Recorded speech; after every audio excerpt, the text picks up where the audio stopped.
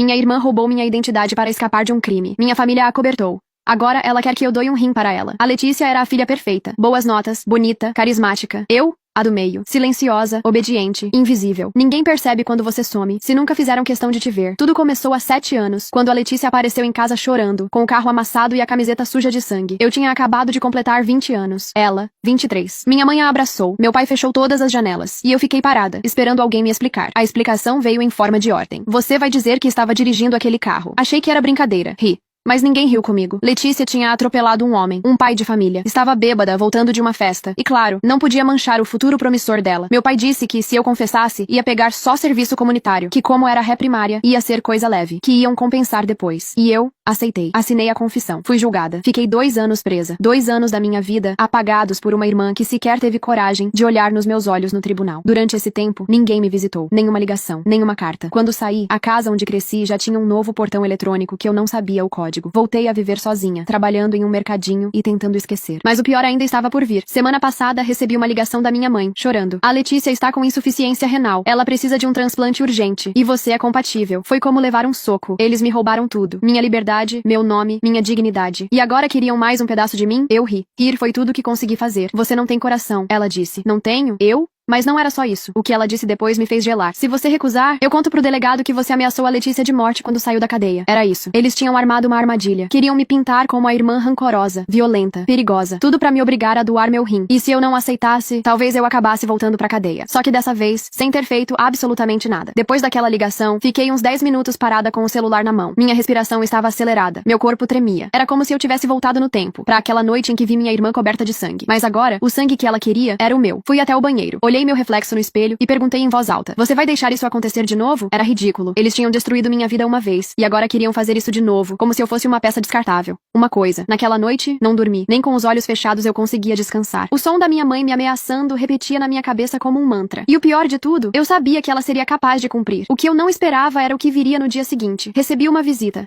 Minha irmã. Ela apareceu no meu trabalho, com óculos escuros e um lenço no pescoço, como se estivesse tentando parecer frágil. Mas eu reconheceria aquele olhar frio em qualquer lugar. Posso falar com você? Ela perguntou com a voz calma demais. Saímos pra um canto nos fundos do mercadinho. Ela começou o teatro. Eu sei que o que aconteceu foi complicado, mas agora não é hora de mágoas. Eu preciso de você. Fiquei olhando pra ela, esperando alguma centelha de arrependimento. Mas não havia nada ali, só manipulação. Você precisava de mim quando dirigiu bêbada, quando me mandaram pra cadeia no seu lugar. Agora é tarde demais, Letícia. Ela deu um passo na minha direção. Se você não fizer isso, vai se arrepender. Eu juro que vai. Eu ri. E dessa vez, ri alto. As pessoas do outro lado da parede devem ter ouvido. Você tá me ameaçando? Depois de tudo que me fez? Ela não respondeu. Só virou as costas e saiu. Como se já soubesse que minha resposta seria não. Mas que, no fundo, ela ainda tinha a carta na manga da minha mãe. Mais tarde, recebi uma intimação da polícia. Estavam me investigando por comunicação de ameaça. Era exatamente o que ela tinha prometido. Eu estava sendo enquadrada como uma irmã vingativa, que teria supostamente ameaçado tirar a vida da própria irmã doente. Não era só crueldade. Era uma estratégia suja. Minha única chance agora era provar que fui usada. Que eu não era a culpada daquele atropelamento. Mas como fazer isso, 7 anos depois, sem provas, sem aliados, sem ninguém pra testemunhar a verdade? Foi aí que lembrei de uma coisa: a câmera de segurança da loja da esquina. No dia do acidente, Letícia apareceu em casa por volta das 4 horas da manhã. Lembro de ter ouvido o barulho do carro e corrido até a janela. A loja do Sr. Gaspar ficava bem na frente da nossa casa. Se por algum milagre ele ainda tivesse aquela filmagem, saí correndo do trabalho no meu horário de almoço e fui direto até lá. O Sr. Gaspar ainda estava vivo e ainda dono da loja. Me reconheceu na hora. Menina, quanto tempo? Como você tá? Respirei fundo. Tô tentando não voltar pra cadeia, senhor. Expliquei tudo pra ele. Falei do acidente, da prisão, do transplante, tudo. Ele ficou em silêncio por um tempo, depois coçou a cabeça. Olha, eu não apaguei nada do servidor antigo. Tá tudo guardado em backup, porque tive um processo na época, e precisei manter os arquivos. Meu coração quase parou. Tem como eu ver? Tem.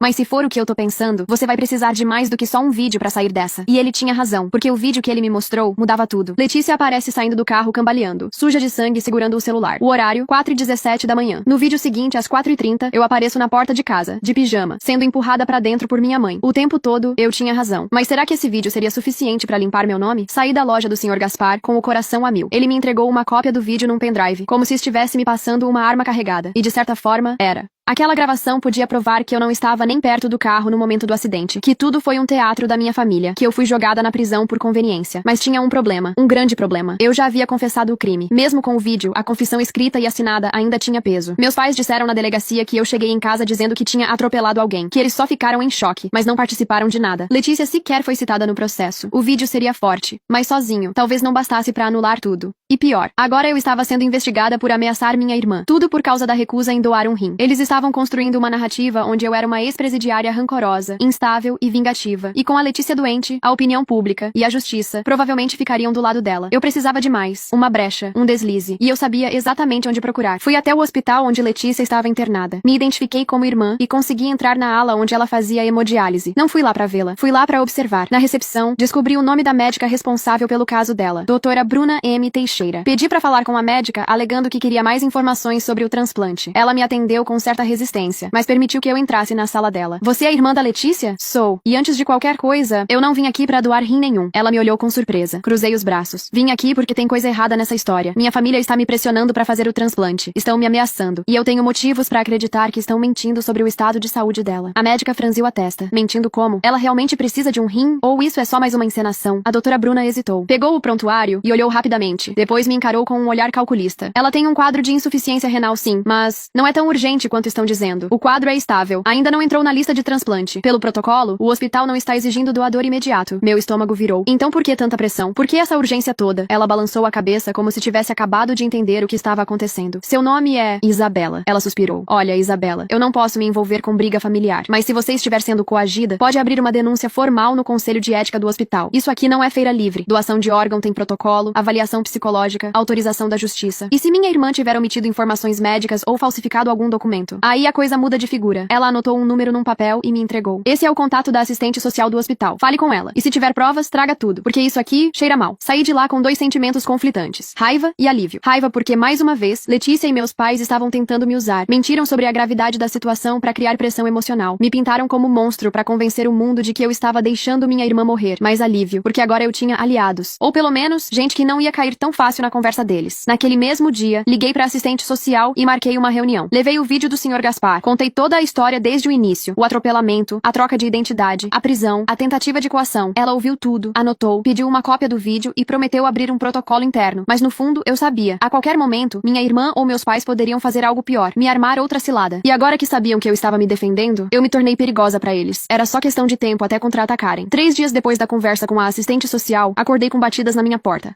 Era cedo, muito cedo. Abri, ainda de pijama, e dei de cara com 2 policiais. Isabela Alves? Sim. Temos um mandado de busca e apreensão. Meu coração disparou. Eles entraram direto. Começaram a revirar tudo. Perguntei o motivo, e um deles respondeu sem olhar pra mim. Suspeita de posse de material fraudulento e ameaça. Material fraudulento? Quando vasculharam meu quarto, encontraram o pendrive com o vídeo do Sr. Gaspar. Um dos policiais o segurou como se fosse prova de um crime. Tentei explicar, mas eles mal me ouviram. Me levaram até a delegacia pra prestar depoimento. Passei horas ali, tentando convencer uma delegada cética de que eu estava sendo vítima, e não agressora. Quer dizer que a sua irmã atropelou alguém há 7 anos, mas você confessou no lugar dela? Sim. E só agora decidiu contar? Porque só agora eles me colocaram contra a parede de novo. Me pediram um rim. Eu disse não. E começaram a me ameaçar. Tudo começou com um acidente. Agora virou chantagem. Ela anotava, impassível. Quando mencionei o vídeo, ela levantou os olhos. Vamos analisar esse material. Se for autêntico e consistente, talvez reabramos o caso. Mas, e se não quiser esperar a parte 2, pode assistir a história completa em meu canal do YouTube. Basta clicar em compartilhar e em mais, e depois clicar no link do YouTube aqui no meu perfil, ou procurar o canal Viciado em Reddit no YouTube.